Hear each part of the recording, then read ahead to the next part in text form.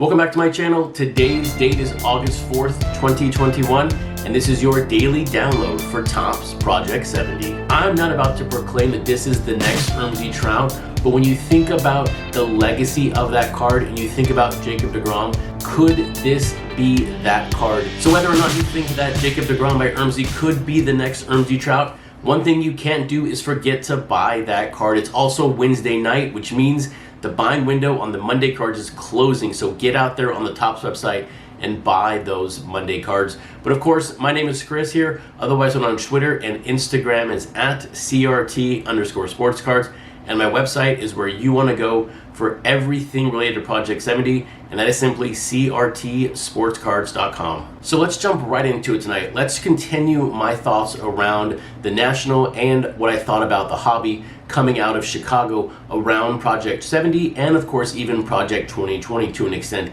And if you missed the Monday night episode, definitely go back and check that out, because that gave my immediate thoughts around where I think card art is going in the hobby. It is growing, but it's going to take some time. But the one thing that stood out to me the most around Chicago, and it wasn't around the fact that you could barely buy an art card at a table, it was the simple fact of how many dealers out there were only dealing in graded cards. It was almost like if you had a non-graded modern card, you were like the elephant in the room. Everybody these days is trading with graded cards, even though you cannot get a card graded. You can now on the smaller ones. You can also of course do SGC, who I'm a big fan of on the pre-war, but to see everyone just trading in graded cards and sort of scoffing in a way at the raw cards made me think, what does this mean for Project 70? And now in full transparency here, I did on Instagram today post up 4 graded cards I own from Project 2020, so this is not going to be some shill event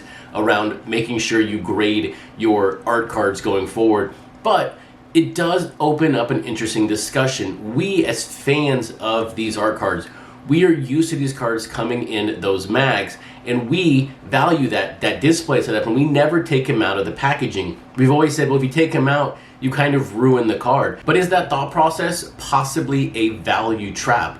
When we think about the growing card art business, if you want to grow this another 5 to 10%, what that means is more modern collectors are going to be coming into this niche part of the hobby. And those are going to be individuals who are used to dealing with cards that are graded. So my thought process is, on these cards that are high printed, maybe a Fernando Tatis or a Juan Soto or a Ronald Acuna, if you take a couple and you grade them and you come back with a 9.5 from BGS or a 10 SGC or a 10 PSA, you know, that takes that 14 or 15,000 per run down to 4 or 5. And so maybe this is a play in the future.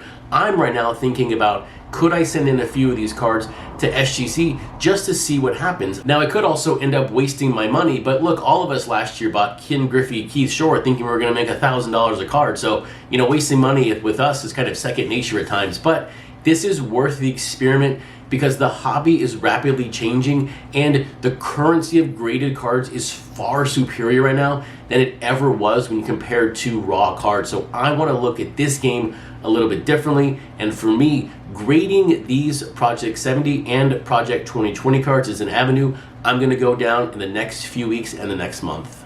But now that's the future. Let's talk about today. Let's talk about what cards released on August 4th in Project 70. First up, we have Rod Carew by JK5.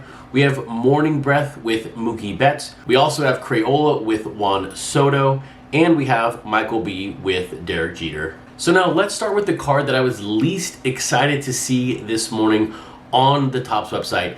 And it was the 14th Mookie Betts. And it's because we just had Mookie Betts yesterday from Sophia Cheng. We know from how the artists communicate with us that they have sort of a library of work to work with on these release days.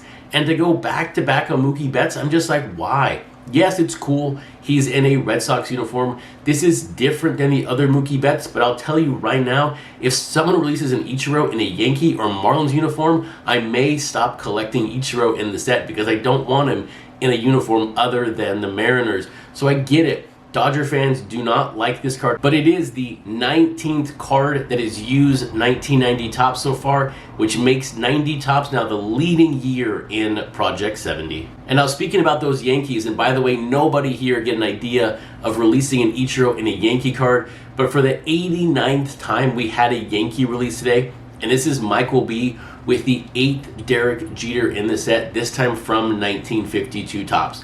But if you saw this card and said, this looks pretty familiar to me, it's because the Griffey that Michael B. released a few cards ago has basically the same design style. But when I saw this Derek Jeter, it made me think, what if Michael B. had done 20 cards like this? Would you have liked this set? And so while we didn't get any new players in the set, we did get a brand new creature today, courtesy of Crayola. And so on that Juan Soto, which is the 10th Soto we've seen in this set, you have Blue Cat. And Crayola said on Instagram, Blue Cat only appears when there is a home run. So we're getting closer to what Crayola does in his regular artwork outside of Project 70. But when I did first see this card, regardless of the Instagram post, my first thought was gutted. This animal just gutted Juan Soto, and that is because of what happened at the trade deadline with the Nats. I could only imagine Juan Soto's feelings of being basically now the only star on a rebuilding franchise. So thankfully though, I am wrong. This is a card that celebrates Juan Soto, not celebrates his misery. But now we will end the Wednesday releases with a card from a player and a team that we have not seen that often so far this year.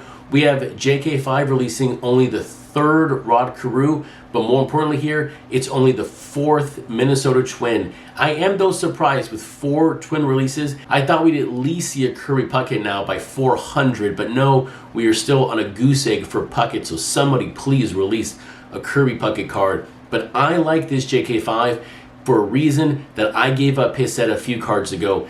The cards just got too busy for me, and I stopped collecting when his Carl Yastrzemski came out. But this one is simplified. There's more white space on the border, which is going to lend itself to being fantastic in a foil variation, but it also brings out the detail. JK5, of course, puts a ton of detail in his cards, but with the reduction of detail here, it actually makes the details on the card stand out even more, and for that, I really do like this Rod Carew.